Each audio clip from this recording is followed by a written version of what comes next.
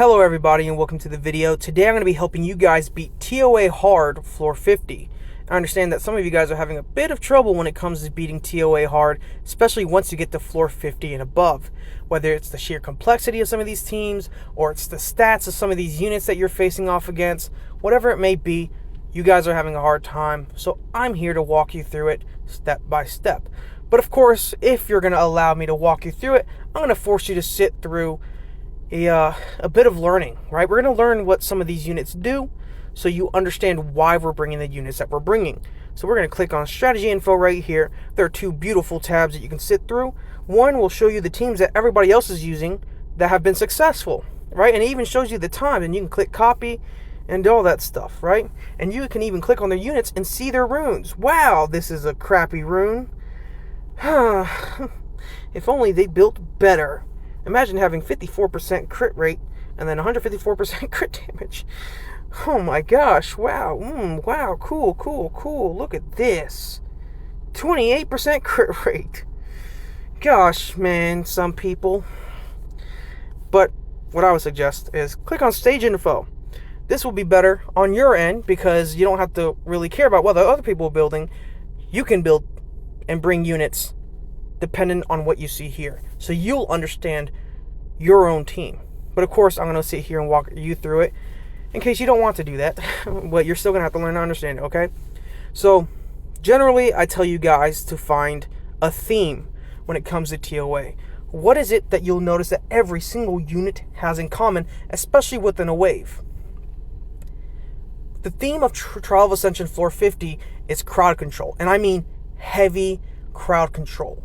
By looking at Woundhawk and Fuko, you'll notice that both of them have decreased attack speed on their kits, right?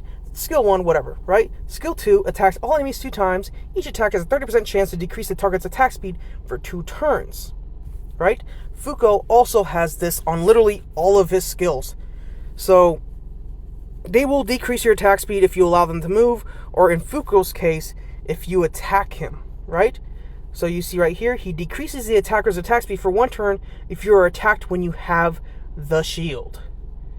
But on top of that, the attack speed slow is not all that they're doing, right? In fact, it is just step 1 to their evil little mastermind plan, right? And Dr. Frankenstein, they're Dr. Doofenshmirtz, right? They're trying to take over the Tri-County. I think that's what Dr. Doofenshmirtz lives. Whatever. They have a little evil plan, right? And attack speed slows are just step 1. Step 2 is, with Woundhawk, if the target already suffers an attack speed reduction effect, this attack will stun them for 1 turn. So not only are you slowed, now you're stunned. So what happens is, if you're stunned and your attacks, you have an attack speed slow, it takes so much longer for you to get your attack bar recovered, right? And then when you do finally get a turn, you have to wait and recover your attack bar all over again because you were stunned, right? And it just allows the enemies to just go in on you, right? And again, with Fuko, he kind of does the same thing on skill 2, where, let's just read the whole skill. Attacks enemy target 3 times to decrease the defense for 2 turns, so he can decrease your defense with each attack, and exchanges the decreased attack speed effect with the stun for 1 turn. So each of them are trying to stun you, decrease your attack speed, defense break, and with Woundhawk skill 1, attack break and glancing. They just don't want you to do anything. And then when you do get a chance to do something, you ain't going to do a whole lot of anything. And on top of that, even if you could manage to get a turn, Poseidon is going to come in with a skill 2, where he silences you, and you won't be able to use skills with cooldown times, excluding your passive skills. And then you have your skill 3, where he decreases your attack speed. And then he transfers harmful effects. So you get a whole lot of crowd control and inability to even use the skills that you want to. Imagine bringing a unit like Thrawn, getting somehow outsped. I hope you're not getting outsped. But if you're getting outsped, your Thrawn comes in, she gets stunned, and then when she finally gets a turn and you desperately need her skill 3 healing and immunity and attack buff, she can't use it. Right? So how do you counteract something like this?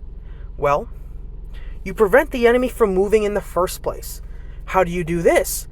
Well, you do things like attack bar reduction, How about you fight fire with fire? Bring units that freeze, stun, and well, no, I'm not gonna tell you to sleep a unit. I'm not gonna promote the sleep debuff on this channel. Stun or freeze, right? Stun, freeze, or attack bar reduction. Attack speed slows are also a really good counter. Units that have this are units like Tyrant, Vermos, Spectra, are just 3 to name out of tons, hundreds maybe, of units, right? You get units like Basalt, Mantura, Rika, Charlotte. It's just the name. The list goes on and on of units that you could use. You could use units like Tayor. You could use units. Well, I already said Charlotte. You could use units. Heck, well, a Kamimir. You could use more units like not Abigail. I was about to say Abigail for some reason. Where is she? You could use units like Thrain. You could use, again, units like Charlotte. I think I have. Where's my Charlotte?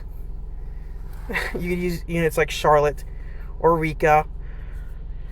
But generally, crowd control will function very well here, as well as bringing yourself some immunity to counter Poseidon's skill 1, right?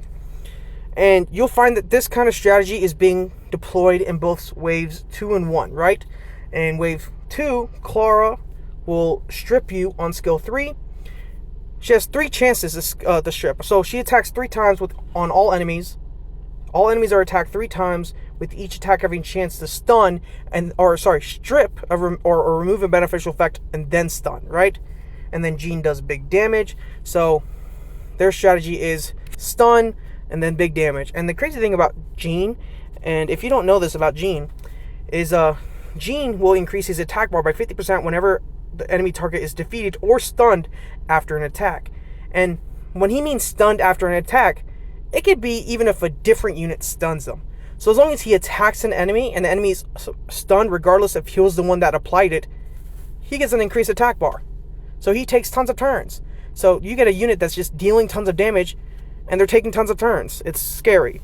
And then you get wave 1 where Erdis has stuns and then glancings. Bearing has strips, cooldown time resets, dots. They're going to try to crowd control you. So like I say, fight fire with fire. Units like Tyrant, Spectra, Veramos are really good units. Really beginner units. Heck, even if you just bring Veramos and Spectra, that should be more than enough to beat these stages. Though I would highly recommend bringing, like I said, either Tyrant or Tayor, or like I said, some of those other units. Heck, even units like Basalt. Right here. I don't think he's fully ruined, but he has decreased attack bar. And you could build him on Despair, so he has a chance to Despair stun. There are a lot of units that you could bring. Heck, even Lapis has attack bar reduction.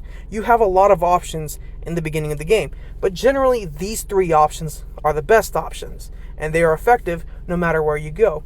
And you can switch between Veramos' HP lead or Tyrant's speed lead depending on what you feel like you need more of. I would go with the HP lead for more survivability. The next unit you would bring would either be a unit like Fron or Riley, or even Lulu, which brings immunity and a good amount of healing. I would suggest either Riley or Lulu, especially when you're going with a team like this, because they have consistent healing. And you never know when you might take a surplus amount of damage. Now the last unit that you bring should be Lauren. Reason you would bring Lauren is because when you do get to that final boss fight, you are going to crowd control these guys, but you can't stun Poseidon. You can't freeze Poseidon. All you can really do is decrease his attack bar. And sadly, Veramos and Spectra's attack bar reduction isn't enough. He will eventually take a turn, and he will transfer harmful effects onto you guys, and heck, he might even get you with his other skills. That's where Lauren comes in. Lauren will come in, and she's your single target crowd control unit. She will aim specifically for Poseidon, preventing him from moving. So you have everybody crowd controlled at all times. By the way, if you don't have Tyrant, a good unit is Thrain. And Thrain might make these fights a little easier, right? He has dots, and then he gains a turn after using this, and he has the chance to stun the enemy and recovers his own attack bar. So, for the sake of this video, I know Tyrant is probably much more fun. Heck, he's probably better. Oh, we can actually even switch Spectra out. We'll switch Spectra out just for funsies. We could use this team, but again, either team works. Let's hop in. Okay, so here we are in Wave 1. Like I mentioned earlier, this little deadly combination has it to where Airtis will try to stun you and absorb your attack bar on skill 3. Bearing will try to strip you and put your skills on cooldown with skill 3. You do not want to let them move at all. So let's get Riley to place immunity. We'll freeze with this one. Everyone is frozen. Let's place dots. Ooh. And then heck, we could absorb attack bar or recover attack bar by doing this.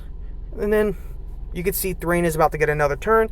Let's aim for the Dark Kobold Bombers, aka Bearing. So, yeah. So we can get them out of the way as soon as possible, because I think they're the worst ones. Because at least with Airtis, you could just sit there and place immunity.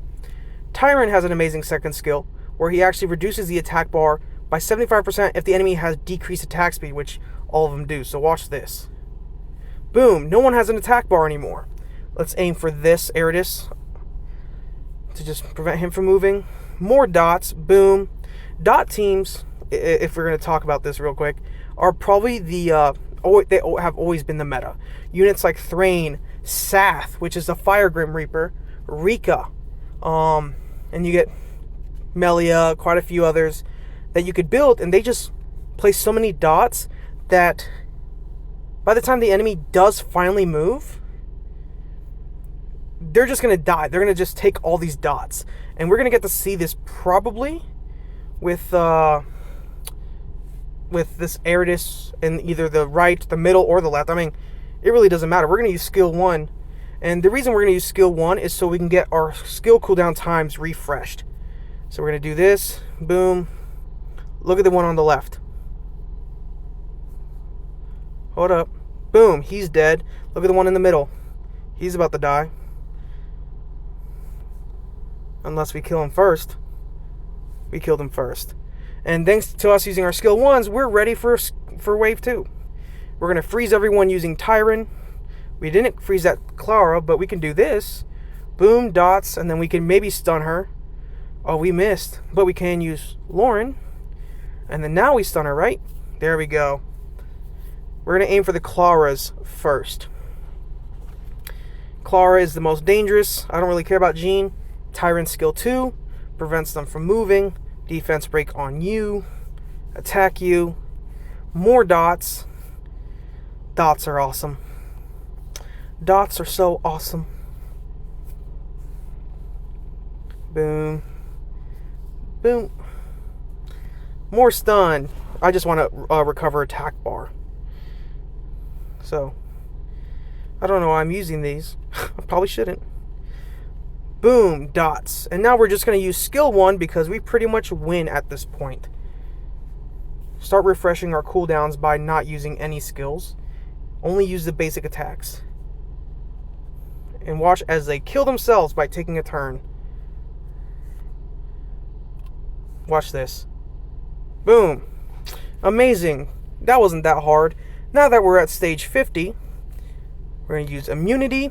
Hopefully we freeze everybody. But at the very minimum, let's freeze the Woundhawks. We do have immunity, so we shouldn't get the attack speed slow from Fuko's passive. There we go. We're going to place dots. I don't think this is an attack skill, so yeah. But we will use this anyway, so we're going to get an attack speed slow. But that doesn't matter. We're going to aim straight for the boss. Don't worry about Woundhawk, because Veramos is going to come in and either stun or reduce his attack bar. And he did the stun. Aim for Poseidon no matter what. Do not let him move. We're going to come in with... Do we use this? I would use Tyrant skill 2, but I'm going to wait until... we could use it now. Yeah, well, let's just use it. So, keep doing this. Aim for the boss. More dots. You cannot dot the TOA boss, by the way. I don't know why I haven't mentioned that yet. So bringing units like Veramos or I can't remember who else does dots, but also enemies max HP damage. But these are really good units. Veramos at the very minimum is a really good unit. Stun everybody. We don't care about the attack speed slow. And what's great about Veramos is that even if Thrain has an attack speed slow, when Veramos takes his turn, he's just going to cleanse that right off. Or we could just violent proc out of that. But we're doing a really good job here. Everyone is stunned again, except for that Fuko on the left. But we're just doing such a good job of crowd controlling them that they're not part of the problem. The enemies haven't gotten a chance to move not once. And we're just sitting here dealing damage. That Fuko's about to move though, so we're going to place immunity. Immunity. Just kidding. We're going to dot and then stun the Fuko. Yep. And then we're going to decrease everyone's attack bar with Tyrant's skill 2. We're going to keep aiming for the boss. It is easy as this, I promise. Attack buff. And when they do decide to finally take damage, you have all these dots that are stacked up against them thanks to Thrain. But even with Spectra would have probably made this faster because Spectra's skill 2 has enemies max HP damage, which would have done tons of damage towards Poseidon. We're going to stun some more, increase our attack bar, more dots for the enemies to eat. Yummy, yummy. Let's keep doing this. We're slowly but surely working the enemy's HP down. Boom. Lauren, do not let him move. Ooh, Woundhawk got the move. Doesn't matter. So they got one attack in by the time we beat the boss. So, there you go. If you are having trouble beating TOA hard floor 50, I just helped you beat it, and I believe I did a pretty good job of explaining it. I hope you guys have a really wonderful day. I'll see you in the next one. Peace.